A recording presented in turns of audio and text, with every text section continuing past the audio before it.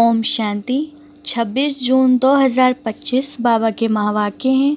बाबा कहते हैं, मीठे बच्चे, अभी तुम्हें निंदा, स्तुति, मान, अपमान, दुख, सुख सब कुछ सहन करना है। तुम्हारे सुख के दिन अभी समीप आ रहे हैं। प्रश्न, बाप अपने ब्राह्मण बच्चों को कौन सी एक वार्निंग देते हैं? उत्तर है, बच्चे कभी भी बाप से रूठना नहीं। अगर बाप से रूठेंगे तो सद्गति से भी रूठ जाएंगे। बाप वार्निंग देते हैं, रूठने वालों को बड़ी कड़ी सजा मिलेगी। आपस में या ब्राह्मणी से भी रूठे तो फूल बनते बनते कांटा बन जाएंगे। इसलिए बहुत बहुत खबरदार रहो। गीत है, धीरज धर मनवा धीरज धर। ओम शांति। मीठे मीठे सिकिलदे बच्चों ने गीत सुना। तुम बच्चों के जो भी जन्म जन्मांतर के दुख हैं सब दूर हो जाने चाहिए। इस गीत की लाइन सुनी, तुम जानते हो अभी हमारा दुख का पार्ट पूरा होता है और सुख का पार्ट शुरू होता है। जो पूरी रीति नहीं जानते हैं वह किसी न किसी बात में दुख जरूर देखते हैं। यहाँ बाबा के पास आने से भी कोई न कोई प्रकार का दुख भासेगा। बाबा समझ सकते हैं बहुत बच्चों को तकलीफ होती होगी। जब तीर्थ यात्रा पर जाते हैं तो कहाँ भीड़ होती है, बरसात पड़ जाती है, कभी तूफान लग पड़ते हैं। जो सच्चे भगत होंगे वह तो कहेंगे क्या हर्ज है। भगवान के पास जाते हैं, भगवान समझकर ही यात्रा पर जाते हैं। ढेर के ढेर भगवान हैं मनुष्यों के, तो जो अच्छे मजबूत होते हैं वह तो कहते हैं हर्जा नहीं। अच्छे काम में हमेशा विघ्न पड़ते हैं, वापस लौटकर थोड़े ही जाएंगे। कोई कोई तो लौट भी जाते हैं, कभी विघ्न पड़ते हैं, कभी नहीं भी पड़ते हैं। बाप कहते हैं, बच्चे यह भी तुम्हारी यात्रा है। तुम कहेंगे हम बेहद के बाप के पास जाते हैं, वह बाप सबके दुख हरने वाला है, यह निश्चय है। आजकल देखो मधुबन में कितनी भीड़ है। बाबा को होना रहता है, बहुतों को तकलीफ भी होती होगी, पट में सोना पड़ता है। बाबा थोड़े ही चाहता है कि बच्चों को पट में सुलाए, परंतु ड्रामानुसार भीड़ हो गई है। कल्प पहले भी हुई थी, फिर होगी, इसमें कोई दुख नहीं होना चाहिए। यह भी जानते हैं पढ़ने वाले कोई तो राजा बनेंगे, कोई फिर रंक भी बनेंगे। कोई का ऊंचा मर्तबा, कोई का कम, परंतु सुख जरूर होगा। यह भी बाबा जानते हैं कोई बहुत कच्चे हैं जो कुछ भी सहन नहीं कर सकते। उन्हों को कुछ तकलीफ होगी, कहेंगे हम तो नाहक आए, या कहेंगे हमको ब्राह्मणी जोर करके ले आई है। ऐसे भी होंगे जो कहेंगे हमको ब्राह्मणी ने नाहक फंसाया, पूरी पहचान नहीं कि विश्वविद्यालय में आए हैं। इस समय की पढ़ाई से कोई तो राव बनेंगे, कोई रंक भी बनने वाले हैं।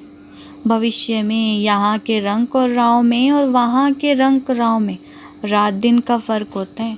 यहाँ के राव भी दुखी है तो रंक भी दुखी है, वहाँ दोनों सुखी रहते हैं। या तो है ही पतित विकारी दुनिया। भल किसके पास बहुत धन है, बाप समझाते हैं ये धन माल सब मिट्टी में मिल जाना है। यह शरीर भी खत्म हो जाएगा, आत्मा तो मिट्टी में नहीं मिलती। कितने बड़े बड़े साहूकार हैं, बिरला जैसे, परंतु उनको क्या पता कि अभी ये पुरानी दुनिया बदल रही है। मालूम होता तो फट से आ जाते। कहते हैं यहाँ भगवान आया हुआ है, फिर भी जाएंगे कहाँ? सिवाय बाप के कोई को सद्गति मिल न सके। अगर कोई रूठ गया तो कहेंगे सद्गति से रूठ गया। ऐसे बहुत रूठते रहेंगे, गिरते रहेंगे। आश्चर्यवत सुनंती निश्चय होवंती। कोई तो समझते हैं बरोबर इन बिगर कोई रास्ता नहीं है, इनसे तो सुख और शांति का वर्षा मिलेगा। इन बिगर सुख शांति मिलना असंभव है। जब धन बहुत हो तब तो सुख मिले, धन में ही सुख होता है ना। वहाँ मूल वतन में तो आत्माएं शांति में बैठी हैं। कोई कहे हमारा पार्ट नहीं होता तो सदैव हम वहाँ रहते, परंतु ऐसे कहने से थोड़े ही होगा। बच्चों को समझाया गया है कि ये बना बनाया खेल है। बहुत हैं जो किसी न किसी संशय में आकर छोड़ जाते हैं, ब्राह्मणी से रूठ जाते हैं या आपस में रूठ कर पढ़ाई छोड़ देते हैं। अभी तुम यहाँ फूल बनने के लिए आए हो, महसूस करते हो कि बरोबर हम कांटे से फूल बन रहे हैं। फूल जरूर बनना है। कोई को कुछ संशय है, फलाना यह करते हैं, यह ऐसे हैं, इसलिए हम नहीं आएंगे, बस रूठ कर जाए घर में बैठ जाते हैं। बाप कहते हैं और सबसे तो भल रूठो, लेकिन एक बाप से कभी नहीं रूठना। बाबा वार्निंग देते हैं, सजाएं बहुत कड़ी हैं। गर्भ में भी जो सजाएं मिलती हैं सब साक्षात्कार कराते हैं। बिगड़ साक्षात्कार के सजा मिल नहीं सकती। यहाँ का भी साक्षात्कार होगा। तुमने पढ़ते पढ़ते आपस में लड़ झगड़ कर रूठ कर पढ़ाई छोड़ दी थी। तुम बच्चे समझते हो हमको फादर से पढ़ना है, पढ़ाई कभी छोड़नी नहीं है। तुम यहाँ पढ़ते ही हो मनुष्य से देवता बनने। ऐसे ऊंचते ऊंच बाप के पास तुम मिलने आते हो। कभी जास्ती आ जाते हैं, ड्रामा अनुसार कुछ तकलीफ हो पड़ती है। बच्चों को अनेक तूफान आते हैं, फलानी चीज़ ना मिली, यह नहीं मिला, यह तो कुछ भी नहीं है। जब मौत का समय आएगा तो अज्ञानी मनुष्य कहेंगे कि हमने क्या गुनाह किया है। नाहिक जो हमें मारते हैं, उस पिछाड़ी के पार्ट को ही कहा जाता है खूने नायक पार्ट। अचानक बॉम्ब्स गिरेंगे, ढेर के ढेर मरेंगे, यह खूने नायक हुआ ना। अज्ञानी मनुष्य ऐसे चिल्लाएंगे। तुम बच्चे तो बहुत खुश होते हो, क्योंकि तुम जानते हो इस दुनिया का विनाश होना ही है। अनेक धर्मों का विनाश ना हो तो एक साथ धर्म की स्थापना कैसे होगी। सतयुग में एक आदि सनातन देवी देवता धर्म था। किसको क्या पता कि सतयुग आदि में क्या था। यह पुरुषोत्तम संगम युग है। बाप आए ही हैं सबको पुरुषोत्तम बनाने। सबका बाप है ना। ड्रामा को तो तुम जान गए हो। सब तो सतयुग में नहीं आएंगे। इतनी करोड़ों आत्माएं सतयुग में थोड़े ही आएंगी। यह डिटेल की बातें हैं। बहुत बच्चियां हैं जो कुछ भी नहीं समझती। भक्ति मार्ग के हिरे हुए हैं, ज्ञान बुद्धि में बैठ ना सके। भक्ति की आदत पड़ी हुई है। कहते हैं भगवान क्या नहीं कर सकता, मरे हुए को जिंदा कर सकते हैं। अब बाबा के पास आते हैं, कहते हैं फलाने मनुष्य ने मरे हुए को जगाया, तो क्या भगवान नहीं कर सकता है। कोई ने अच्छा काम किया तो बस उसकी महिमा करने लग पड़ते हैं। फिर उनके हज़ारों फॉलोअर्स बन जाएंगे। तुम्हारे पास तो बहुत थोड़े आते हैं, भगवान पढ़ाते हैं, फिर इतने थोड़े क्यों। ऐसे बहुत कहते हैं, अरे यहाँ तो मरना होता है, वहाँ तो कनरस है, बड़े भभके से बैठ गीता सुनाते हैं। भगत लोग सुनते हैं, यहाँ कनरस की बात नहीं, तुमको सिर्फ कहा जाता है बाप को याद करो। गीता में भी यह अक्षर है, मन मना भव। बाप को याद करो तो विकर्म विनाश होंगे। बाप कहते हैं अच्छा ब्राह्मणी सेवा सेंटर से रूठ जाते हो, अच्छा ये तो काम करो और संग तोड़ अपने को आत्मा समझो। एक बाप को याद करो। बाप ही पतित पावन है, बस बाप को याद करते रहो। स्वदर्शन चक्र फिराते रहो। इतना याद किया तो भी स्वर्ग में जरूर आएंगे। स्वर्ग में ऊंच पद तो पुरुषार्थ के अनुसार ही मिलेगा। प्रजा बनानी पड़े, नहीं तो राजाई किस प्रकार करेंगे। जो बहुत मेहनत करते हैं ऊंच पद भी वही पाएंगे। ऊंच पद के लिए ही कितना माथा मारते हैं। पुरुषार्थ बिगड़ तो कोई रह नहीं सकता। तुम बच्चे जानते हो ऊंचते ऊंच पतित पावन बाप हैं। मनुष्य महिमा बल गाते हैं परंतु अर्थ नहीं समझते हैं। भारत कितना साहूकार था। भारत स्वर्ग है, वंडर ऑफ वर्ल्ड। वह है वंडर्स 7 माया के। सारे ड्रामा में ऊंचते ऊंच स्वर्ग हैं, नीचते नीच नर्क हैं। अभी तुम बाप के पास आए हो, जानते हो मीठा बाबा इतना ऊंचते ऊंच ले जाते हैं, उनको कौन भूलेंगे। बल कहाँ भी बाहर जाओ सिर्फ एक बात याद रखो, बाप को याद करो। बाप ही श्रीमत देते हैं भगवानुवाच, ना कि ब्रह्मा भगवानुवाच। बेहद का बाप बच्चों से पूछते हैं, बच्चे हम तुमको इतना साहूकार बना कर गए, फिर तुम्हारी दुर्गति कैसे हुई। परंतु सुनते ऐसे हैं जैसे कुछ भी समझते नहीं। तो बच्चों को थोड़ी तकलीफ होती है, दुख सुख स्तुति निंदा भी सब सहन करना पड़ता है। यहाँ के मनुष्य देखो कैसे, प्राइम मिनिस्टर को भी पत्थर मारने में देरी नहीं करते। कहते हैं स्कूल के बच्चों का न्यू ब्लड है, बहुत महिमा करते हैं उनकी, समझते हैं ये फ्यूचर का न्यू ब्लड है, परंतु वही स्टूडेंट दुख देने वाले निकल पड़ते हैं। कॉलेजों को आग लगा देते हैं, एक दो को गाली देते रहते हैं। बाप समझाते हैं दुनिया का क्या हाल है। ड्रामा का एक्टर होकर भी ड्रामा के आदि मध्य अंत और मुख्य एक्टर शादी को नहीं जानते, तो उन्हें क्या कहें। बड़े ते बड़ा कौन है, उसकी बायोग्राफी तो जाननी चाहिए ना, कुछ भी नहीं जानते। ब्रह्मा विष्णु शंकर का क्या पार्ट है, धर्म स्थापकों का क्या पार्ट है। मनुष्य तो अंधश्रद्धा में आकर सबको प्रिसेप्टर कह देते हैं। गुरु तो वह है जो सद्गति करता है।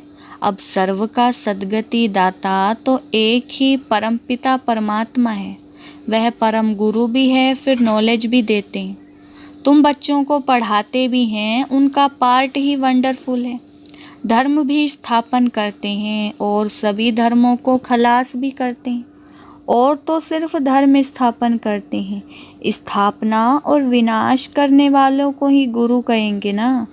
बाप कहते हैं मैं कालों का काल हूँ, एक धर्म की स्थापना और बाकी सभी धर्मों का विनाश हो जाएगा, अर्थात इस ज्ञान यज्ञ में स्वाहा हो जाएंगे। फिर ना कोई लड़ाई लगेगी, ना यज्ञ रचा जाएगा। तुम सारे विश्व के आदि मध्य अंत को जानते हो और तो सब नेति नेति कहते हैं। तुम ऐसे थोड़े ही कहेंगे। बाप बिगर और कोई समझा ना सके तो तुम बच्चों को बड़ी खुशी होनी चाहिए, परंतु माया का सामना ऐसा होता है जो याद ही मिटा देती। तुम बच्चों को दुख सुख मान अपमान सहन करना है। यूं तो यहाँ कोई अपमान नहीं किया जाता, अगर कोई भी बात है तो बाप को रिपोर्ट करनी चाहिए। रिपोर्ट नहीं करते तो बड़ा पाप लगता है। बाप को सुनाने से झट उनको सावधानी मिलेगी। इस सर्जन से छिपाना नहीं चाहिए, बड़ा भारी सर्जन है। ज्ञान इंजेक्शन, इनको अंजन भी कहते हैं। अंजन को ज्ञान सूरमा कहा जाता है, जादू आदि की तो कोई बात ही नहीं। बाप कहते हैं मैं आया हूँ तुमको पतित से पावन होने की युक्ति बताने। पवित्र नहीं बनेंगे तो धारणा भी नहीं होगी, इसी काम के कारण ही फिर पाप होते हैं। इन पर जीत पानी है। खुद ही विकार में जाता होगा तो दूसरे कोई को कह नहीं सकेंगे, वह तो महापाप हो जाए। बाप कहानी भी सुनाते हैं। पंडित ने कहा राम राम कहने से सागर पार हो जाएंगे। मनुष्य समझते हैं पानी का सागर, जैसे आकाश का अंत नहीं वैसे सागर का भी अंत नहीं पा सकते। ब्रह्म महतत्व का भी अंत नहीं। यहाँ मनुष्य अंत पाने का पुरुषार्थ करते हैं, वहाँ कोई पुरुषार्थ नहीं करते। यहाँ कितना भी दूर जाते हैं फिर लौट आते हैं। पेट्रोल ही नहीं होगा तो आएंगे कैसे। यह है साइंस वालों का अति अहंकार, उससे विनाश कर देते हैं। एरोप्लेन से सुख भी है, फिर उनसे ही अति दुख भी होता है। अच्छा, मीठे मीठे सिकिलदे बच्चों प्रति माता पिता बाप दादा का याद प्यार और गुड मॉर्निंग। रूहानी बाप की रूहानी बच्चों को नमस्ते। हम रूहानी बच्चों की रूहानी बाप दादा को नमस्ते नमस्ते, गुड मॉर्निंग। धारणा के लिए मुख्य सार। पहला पॉइंट है किसी भी कारण से पढ़ाई नहीं छोड़नी है। सजाएं बहुत कड़ी हैं, उनसे बचने के लिए और सब संग तोड़ एक बाप को याद करना है, रूठना नहीं है। दूसरा, ज्ञान इंजेक्शन व अंजन देने वाला एक बाप है, उस अविनाशी सर्जन से कोई भी बात छुपानी नहीं है। बाप को सुनाने से झट सावधानी मिल जाएगी। बाबा ने वरदान दिया है तन की तंदुरुस्ती, मन की खुशी और धन की समृद्धि द्वारा श्रेष्ठ भाग्यवान भव। वरदान का विस्तार। संगम युग पर सदा स्वयं में स्थित रहने से तन का कर्म भोग सूली से काटा हो जाता है। तन का रोग योग में परिवर्तन कर देते हो, इसलिए सदा स्वस्थ हो। मनमना भव होने के कारण खुशियों की खान से सदा संपन्न हो, इसलिए मन की खुशी भी प्राप्त है और ज्ञान धन सब धनों से श्रेष्ठ है। ज्ञान धन वालों की प्रकृति स्वतः दासी बन जाती है और सर्व संबंध भी एक के साथ हैं, संपर्क भी होली अंशों से हैं। इसलिए श्रेष्ठ भगवान का वरदान स्वतः प्राप्त है। स्लोगन, याद और सेवा दोनों का बैलेंस ही डबल लॉक है। अव्यक्त इशारे आत्मिक स्थिति में रहने का अभ्यास करो, अंतर्मुखी बनो। जैसे अनेक जन्म अपने देह के स्वरूप की स्मृति नेचुरल रही है, वैसे ही अपने असली स्वरूप की स्मृति का अनुभव थोड़ा समय भी नहीं करेंगे क्या? यह पहला पार्ट कंप्लीट करो, तब अपनी आत्म अभिमानी स्थिति द्वारा सर्वात्माओं को साक्षात्कार कराने के निमित्त बनेंगे। अच्छा, ओम शांति।